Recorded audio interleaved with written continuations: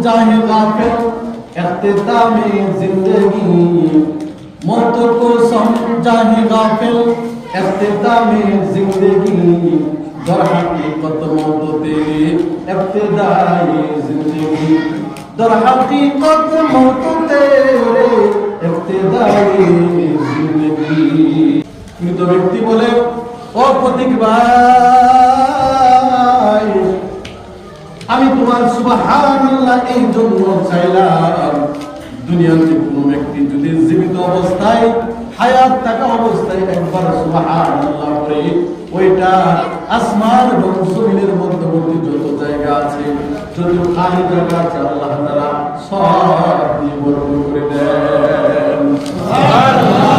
অথচ আমি এই জায়গার ভিতরে ৭,৫০০ বছর ধরে আল্লাহর জিকির করতেছি কিন্তু ফজিলত নাই, এটার কোনো ফায়দা নাই।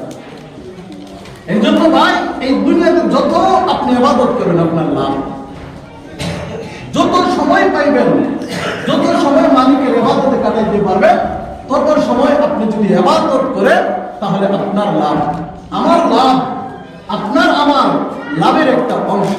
কিন্তু মৃত্যুর পরে আপনি আমি যত কিছু করি এগুলা লাভ হবে। এই জন্য জীবনের প্রত্যেকটা সেকেন্ড অনেক দামি, জীবনের প্রত্যেকটা মিনিট অনেক দামি, জীবনের একটা ঘন্টা অনেক দামি, জীবনের ২৪টা ঘন্টা অনেক দামি।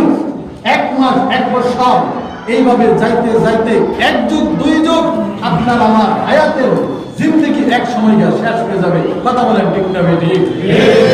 এই জন্যই কবি বলছেন মৌত কো সমঝাহে গাফিল मौत को समझाए गाफिल इख्तितामे जिंदगी मौत को समझाए गाफिल इख्तितामे जिंदगी दर हकीकत मौत तेरी इब्तिदाए जिंदगी दर हकीकत मौत तेरे इब्तिदाए जिंदगी।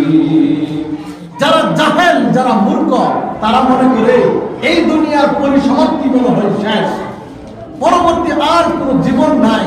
কিন্তু প্রকৃতপক্ষে আপনার আমার এই জিন্দেগি শেষ না, আরেকটা জগৎ আপনার আমার জন্য শুরু হয়, ওইটার নাম হচ্ছে পরকাল। কথা বলেন ঠিক না ঠিক?